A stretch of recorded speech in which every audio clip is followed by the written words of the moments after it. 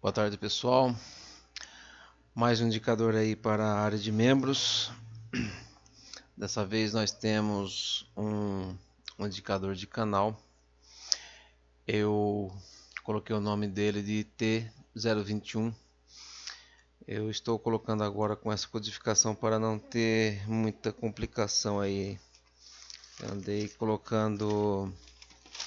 trocando link de indicadores com os mesmos nomes.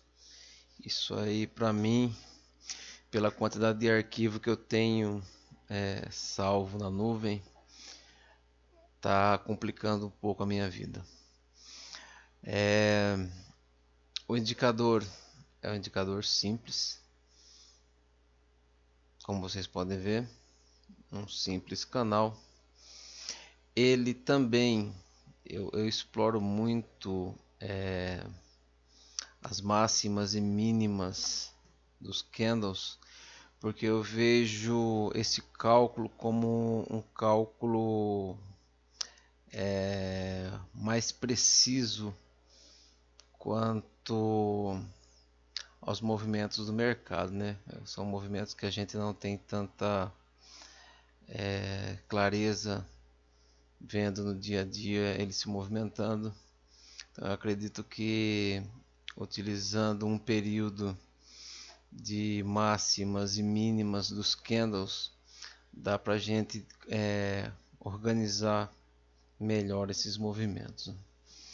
Eu vou disponibilizar ele com período de 200 e desvio de 20.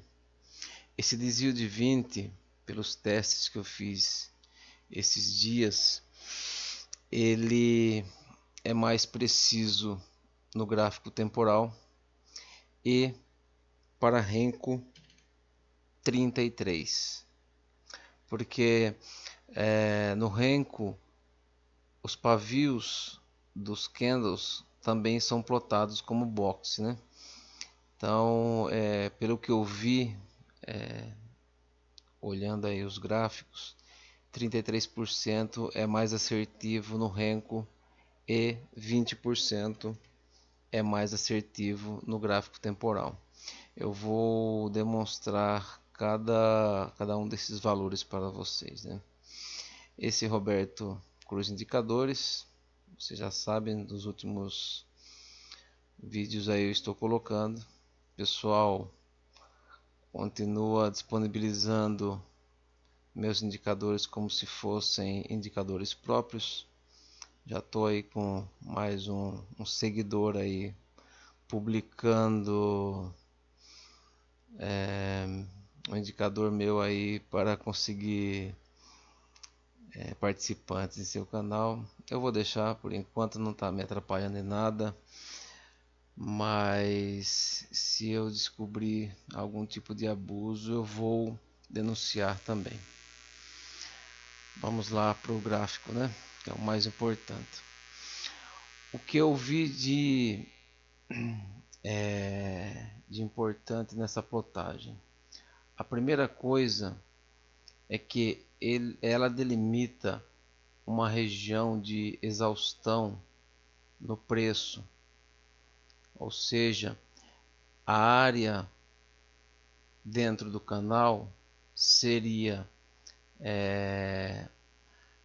onde o preço caminharia corretamente, né, entre aspas, né, porque o preço não existe isso, mas é uma média de vários períodos, e essa seria a área dentro desse período escolhido no indicador que o preço deveria se movimentar. Com base nisso, eu coloquei o rompimento dessas áreas para baixo e para cima com as colorações verde e vermelho. Nesse indicador também eu não vejo a coloração como algo importante, mas ela sinaliza muito bem os movimentos de alta e de baixa do indicador. Mas por que eu não vejo como importante? Porque o rompimento do canal ou o movimento dentro dele não é colorido.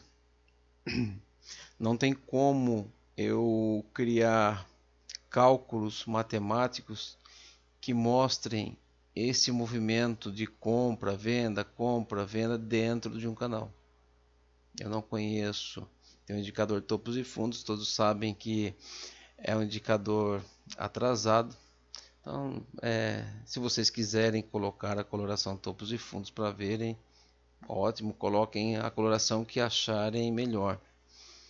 Mas o mais importante desse indicador é ver se ele está rompendo uma região de sobrevenda e uma região de sobrecompra. No caso, uma sobrecompra, uma forte tendência de alta, e uma sobrevenda, uma forte tendência de baixa. Passeando dentro do canal, dependendo do período que vocês escolherem. É claro que se escolherem um período muito baixo, 10, 15, não vai dar tanta sinalização assim de rompimento das bandas, né? Uma outra característica do indicador que eu achei muito interessante e foi testando vários níveis de porcentagem, só para vocês entenderem. Esse canal que se forma aqui embaixo e esse canal que se forma aqui em cima, ele equivale, de acordo com o que eu escolher aqui no menu, esse valor aqui, esse desvio, é porcentagem. Então, esse canal seria 20% da amplitude externa do canal, deslocando aqui na parte superior para baixo e na parte inferior para cima. Não foi nada, como na maioria dos meus indicadores, não foi nada pensado antes, foi mais especulações que me levou a perceber essas regiões de consolidação no fundo e no topo do indicador. E aí, com testes de porcentagem, eu até deixei porcentagem livre porque eu cheguei a essas duas porcentagens que eu vejo a 33, né? Tem até o VWAP Band aí, que também por acaso eu cheguei ao mesmo cálculo por chute. Não sei se é o cálculo real do indicador, mas como vocês podem ver lá, bateu exatamente com 0,33, né? Uma porcentagem aí da amplitude do preço também. Então isso ficou marcado para mim e eu já de cara testei o 0,33 e eu vi que no gráfico temporal 33 do Renko, né? Eu tô trocando as bolas. No Renko 33 batia muito bem com a porcentagem do VWAP Band. Só que aí eu vi que, vou até colocar aqui para vocês verem, eu vi que no gráfico temporal o 33 não fica muito claro. Ele não, assim, em certos pontos ele mostra, mas na maioria eu vi que não era. É óbvio que a gente não vai chegar a um valor exato, né? Mas com esse valor ele tem um pouquinho mais de insegurança na plotagem. As linhas ficam mais retas, ficam mais distribuídas, mas na minha opinião o 20% no indicador é um valor melhor para gráfico temporal. Vou voltar ao 20 aqui.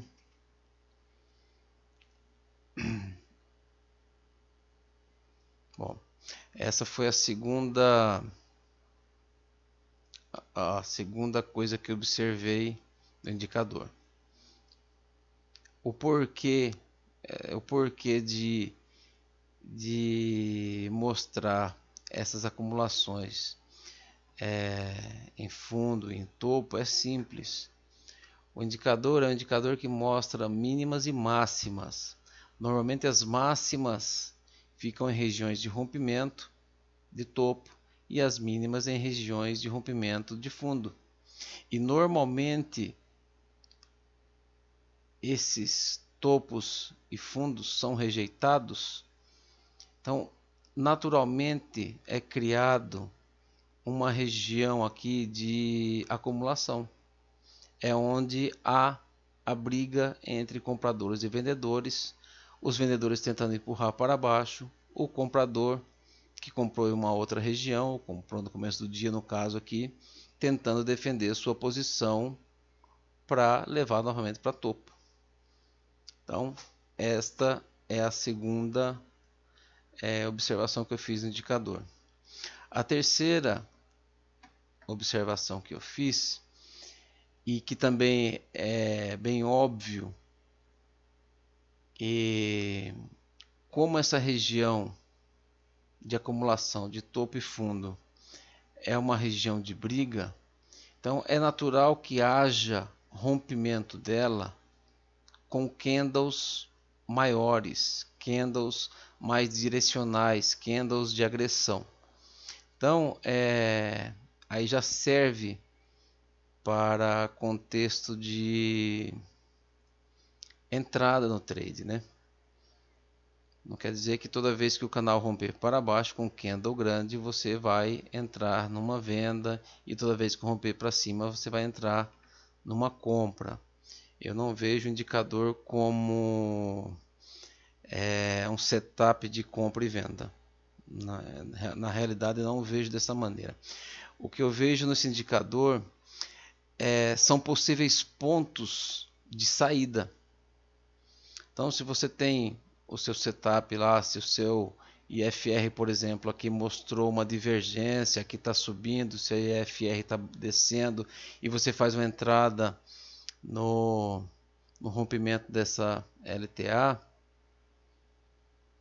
você tem linhas onde você pode colocar,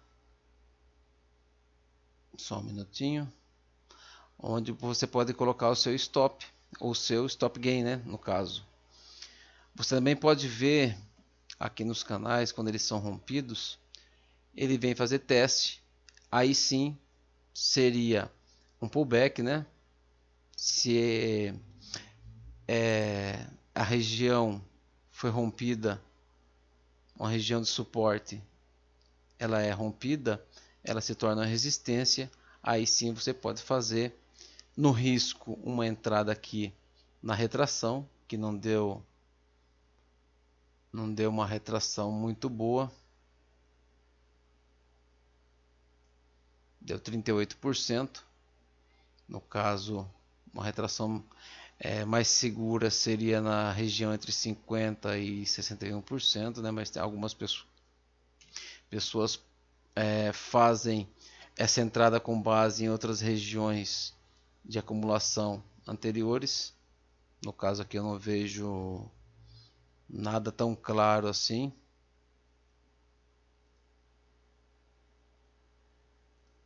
A não ser esse ponto aqui, mas não está tão claro assim na entrada, né? Mas enfim, vocês podem usar as linhas como confirmação de pivô, de teste de regiões rompidas aí no preço. Aí sim uma entrada um pouco mais segura, só que com stop um pouquinho maior, né? Seria legal no 50% você ter um stop aqui de 1 para 1 pelo menos para retornar ao fundo. Vocês vão notar quando colocarem o indicador aí na sua plataforma que essa região, como eu falei, ela tem bastante candle de força. Então é uma boa sinalização aí ou de saída ou de entrada, mas aí fica a critério de cada um. Ou se quiserem simplesmente usar a linha como um ponto de retração para a entrada, vocês veem que ela é muito obedecida. Veio aqui, rompeu de novo, continuou passeando e subiu. Então, são as três características que eu vejo no indicador. A questão de mostrar uma região natural de movimento do preço, uma região de rompimento, demonstrando uma maior força de compra ou de venda, e as regiões de acumulação de fundo e de topo do indicador. Vocês vão ver que tem pontos aí do gráfico que mostra muito claramente essas regiões. Esse indicador pode ser usado em todos os períodos gráficos. Vou colocar aqui no diário. Eu acho que eu até coloquei uma foto no grupo, foi do diário. Estava com outro período que está mostrando, ó, tivemos aquela queda absurda, exaustão do preço, né? Exaustão não, um rompimento, né, das regiões naturais aí do movimento do preço, uma região de consolidação, um rompimento para cima e agora uma região de acumulação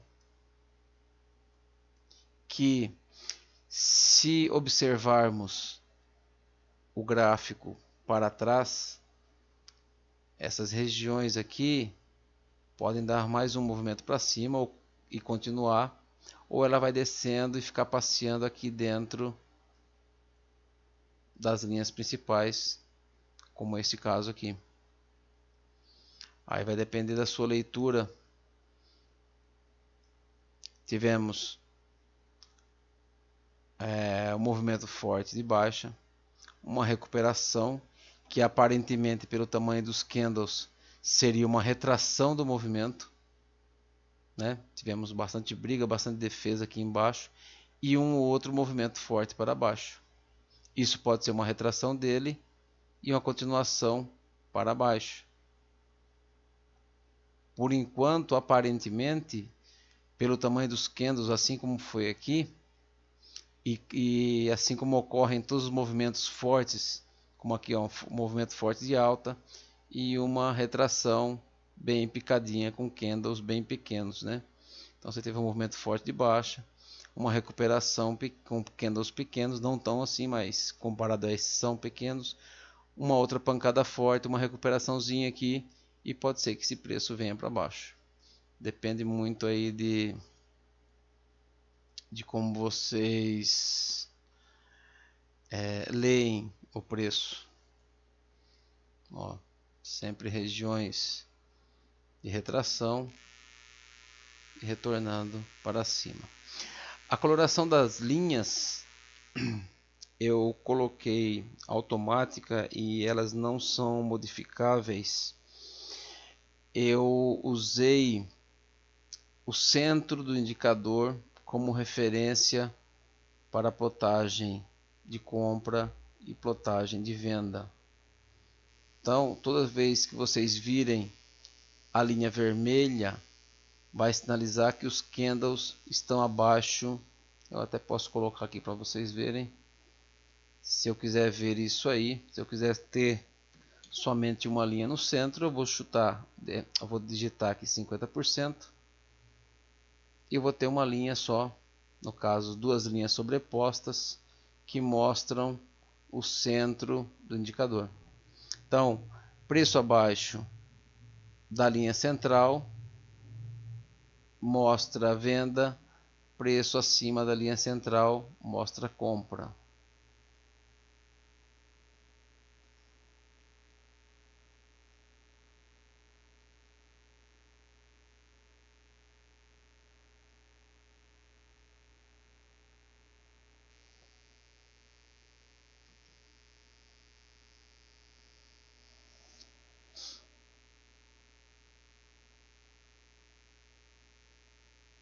As duas linhas estão aí.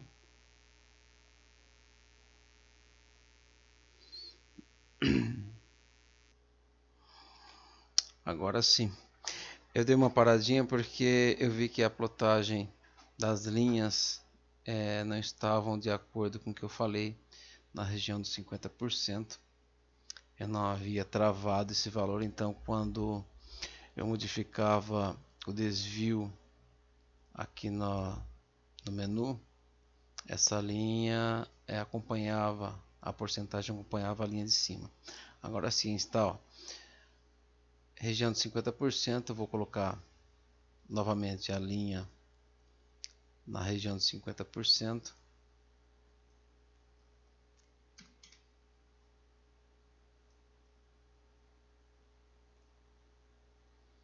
E vocês vão ver que quando rompe a região de 50%, a linha fica vermelha para baixo e verde para cima. Então também essa coloração serve para vocês não entrarem contra a tendência, né? Eu acho que ajuda bastante, porque às vezes a pessoa está focada aí somente nos candles ou só em indicadores, e para mim a coloração é muito importante, principalmente para quem segue tendência, você ter uma cor que te freia, né? Às vezes você vê um movimento, como que fala, um suspiro aí do preço, e você quer entrar contra a tendência. Normalmente isso aí não dá certo, a não ser para o pessoal que já está acostumado a fazer scalping. Eu vou colocar no gráfico de Renko e vou modificar. Primeiro eu vou mostrar aí com a mesma porcentagem que eu falei para usar no gráfico de candle. Vocês têm que ter mais rompimentos, né? Os pavios dos candles aparecem.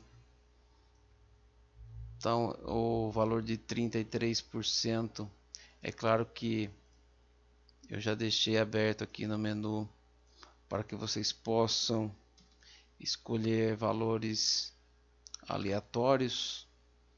Podem utilizar o 42,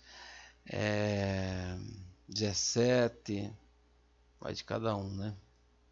Mas eu acho que ficou mais assertivo a região de 33% para o gráfico de Renko.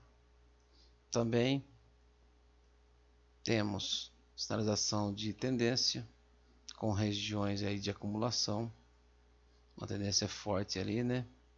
Mas quando o mercado fica de lado, você também tem uma boa sinalização aí de que aquela é uma região de briga, principalmente região de briga, né? Se você vê um zigue-zague aí, o pessoal começa a entrar, qualquer movimento para cima e para baixo começa a entrar para lá e para cá, e está dentro de uma região aí de briga, uma região de acumulação, aí complica.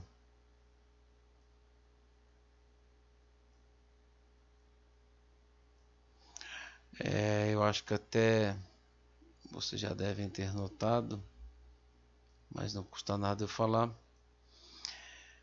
Quanto mais fechado, quanto menor for o valor de um range, mais o canal fica estreito.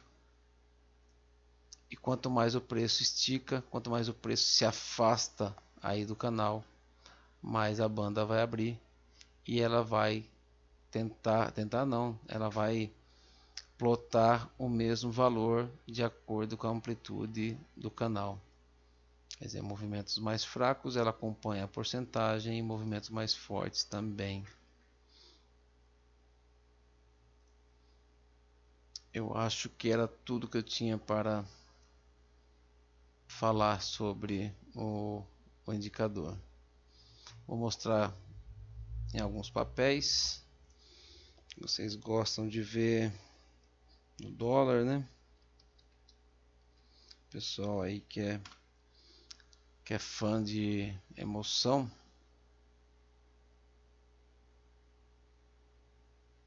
Um gráfico alto para o dólar, para quem opera aí geralmente é 3, né? 3 ou 4 R.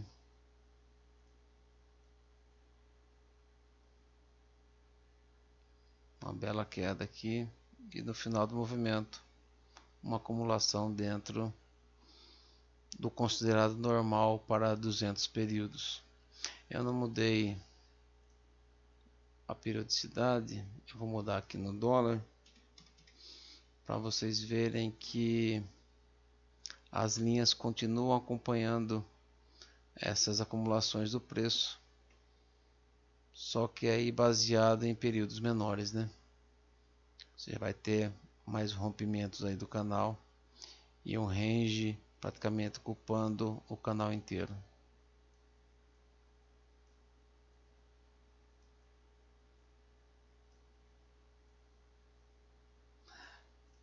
Gráfico de 5 minutos. Vamos ver como é que fica em 100 períodos.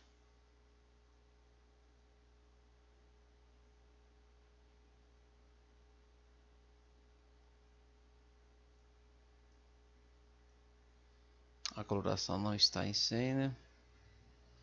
A coloração está em 200.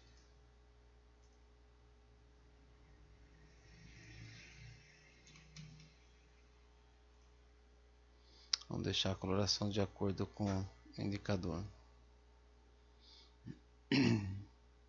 Canal bem fechadinho, né? Aqui é uma região de fim de dia. As retrações bem marcadas. Linhas sendo obedecidas desde o início do movimento. A mesma linha foi usada, só não nesse caso, né? Mas acumula, bate na linha, bate na linha e bate na linha.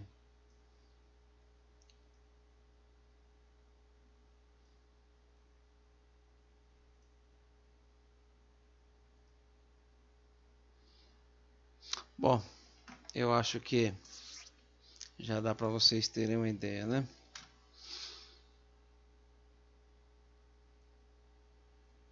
Vou encerrar o vídeo por aqui. Qualquer dúvida, postem aí nos comentários, enviem no meu e-mail. Eu tô criando, eu tô salvando o indicador tanto no Dropbox quanto no Google Drive.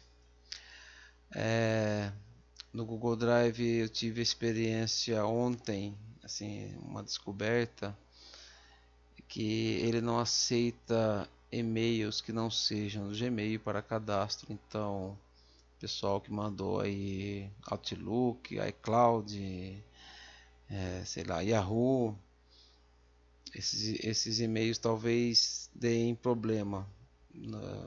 Algumas pessoas que estão reclamando aí de dificuldade de acesso aos arquivos aí do Google Drive. Peço que me mandem o seu Gmail para que eu possa trocar lá na pasta. E provavelmente, pela experiência que eu tive ontem, e-mails diferentes de Gmail não têm acesso ao Google Drive. O Dropbox, ao que parece, aceita qualquer tipo de e-mail e, ao que parece, está funcionando novamente.